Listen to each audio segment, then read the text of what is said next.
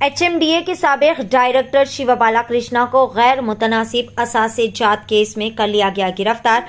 इनके घर की तलाशी के दौरान काफी मिकदार में असासों का पता चला, जिसके नतीजे में इन्हें बंजारा हिल्स पुलिस स्टेशन के अहलकारों ने गिरफ्तार करते हुए हिरासत में ले लिया। तवक्को की जा रही है कि इन्हें आज अदालत में भी पेश किया जाएगा, जबकि बालाकृष्ण के घर की तलाशी का अमल मुकम्मल हो चुका है, लेकिन 4 दीगर मुकामात पर अब भी तहकीकात जारी है। इनके खिलाफ पहले ही गैर मुतनासिब असासों से मुतालिक एक मुकदमा दर्ज किया जा चुका है। अब तक जिन असासों की निशानदेही की है, इनमें 40 लाख रुपए की नकदी रकम, 5 करोड़ से जायद सोने के जेवरात, गैर मनकूला जायदादों से मुतालिक दस्तावेजात, 70 एकड़ अराजी, मकानात, फ्लैट्स, विलास, 60 महंगी गाड़ियां, 100 मोबाइल फोन्स, 4 कारें, 10 लैपटॉप्स मजीद बरा। ये काबिल जिक्र है कि बालाकृष्ण के पास इनकी रिहाइशगाह पर कैश गिनने की मशीन भी थी। हुकाम का ख्याल है कि इनके बैंक लॉकर्स खोलने और इसके रिश्तेदारों के घरों की तलाशी के बाद मजीद असासों का पता चलने के इम्कानात हैं। ACB ने ऐलान किया कि वो बालाकृष्ण से वाबस्ता ओहदेदारों से भी पूछताछ कर रहे हैं। पेश है DTV9 की यह खुसूसी रिपोर्ट। నిన్నటి రోజున ఇప్పుడు 12 దాటింది. నిన్నటి రోజున మార్నింగ్ నుంచి HMDAలో ప్రీవియస్గా ప్లానింగ్ డైరెక్టర్ చేసిన శివ బాలకృష్ణ గారి ఇంట్లో ఎట్ ప్రజెంట్ ఆయన హైదరాబాద్ మెట్రో రైల్ ప్లానింగ్ ఆఫీసర్గా ఉన్నారు అండ్ రేరా సెక్రటరీగా కంటిన్యూ అవుతున్నారు.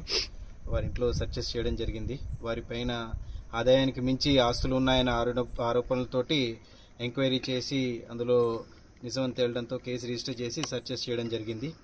ఇది ఒక్కటే కాక బాలకృష్ణ గారి సమీప బంధువులు, వాళ్ళకి సంబంధించిన ఆఫీసర్స్, అలాగే ఈయన ఫ్రెండ్స్ వాళ్ళకి సంబంధించిన ఆఫీసర్స్, వాటన్నిటిలోనూ ఆల్మోస్ట్ 17 ప్లేసెస్లో సర్చెస్ చేయడం జరిగింది. సో సర్చెస్ అన్నీ చేయగా మాకు కొన్ని లిస్ట్ ఆఫ్ అసెట్స్ అవి అని కూడా తేలడం జరిగింది. మెయిన్ ఈ ఇంట్లో అయితే అరౌండ్ క్యాష్ వచ్చి 84,60,000 దాకా దొరకడం జరిగింది. అందులో కొంత వీళ్ళ ఖర్చుల నిమిత్తం ఉంచి మిగిలింది మేము సీజ్ చేస్తాము. అట్లానే గోల్డ్ కూడా around 2 kgs, silver around 5.5 kgs. So అట్లాగా దొరకడం జరిగింది. అండ్ వాచెస్ కూడా చాలా కాస్ట్లీ వాచెస్ కలెక్షన్ ఉంది ఈయనకి. So that also around 32 lakhs దాకా అది వర్త్ ఉంది. సో ఇవి ఒకటైతే ప్రాపర్టీస్ వేరియస్ కొన్ని 2-3 విల్లాస్ ఉన్నాయి. అట్లానే అపార్ట్మెంట్స్లో కూడా కొన్ని 2-3 ఫ్లాట్స్ అవి కూడా ఉండడం జరిగింది. వాటివి కూడా వర్త్ అరౌండ్ గవర్నమెంట్ వాల్యూనేమో సమ్ 2.5 crores, 2.91 crores అట్లాగా వచ్చింది. అలాగే ల్యాండ్స్ కూడా ఇందాక చెప్పినట్టుగా టోటల్ చూస్తే 90 acres ఆఫ్ ల్యాండ్ తెలంగాణలోని వివిధ ఏరియాస్లో పర్చేస్ చేయడం జరిగింది. అందులో కొంత కొడకండ్లలో అరౌండ్ 17 acres పర్చేస్ చేయడం జరిగింది. కల్వకుర్తిలో అరౌండ్ 26 acres పర్చేస్ చేయడం జరిగింది. నెక్స్ట్ అట్లనే మన చౌటుప్పల్ అటువైపు కూడా యాదాద్రి భువనగిరి వైపు అరౌండ్ 23 acres పర్చేస్ చేయడం జరిగింది. అండ్ జనగాం వైపు అరౌండ్ 24 acres పర్చేస్ చేయడం జరిగింది. అది అంటే కేవలం ఈయన పేరు మీదే లేవు, మెయిన్గా చాలా ఎక్కువ అయితే బినామీల పేరు మీదే ఉన్నాయి. ఈయన క్లోజ్ అసోసియేట్స్, రిలేటివ్స్ వాళ్ళ పేరు మీద. వాళ్ళని కూడా విచారించి వాళ్ళు కొనడానికి కూడా వాళ్ళకంత ఆదాయం ఉందా లేదా అని వెరిఫై చేసి దాని తర్వాతే ఇవి యాడ్ చేయడం జరుగుతోంది. సో ఇట్లాగా అన్నీ కూడా పూర్తిగా విచారించి ఎంక్వైరీ చేసి ప్రాపర్ డాక్యుమెంటేషన్ అవి ఉందా లేదా వెరిఫై చేసి వాటిని ఇట్లా యాడ్ చేయడం జరుగుతోంది.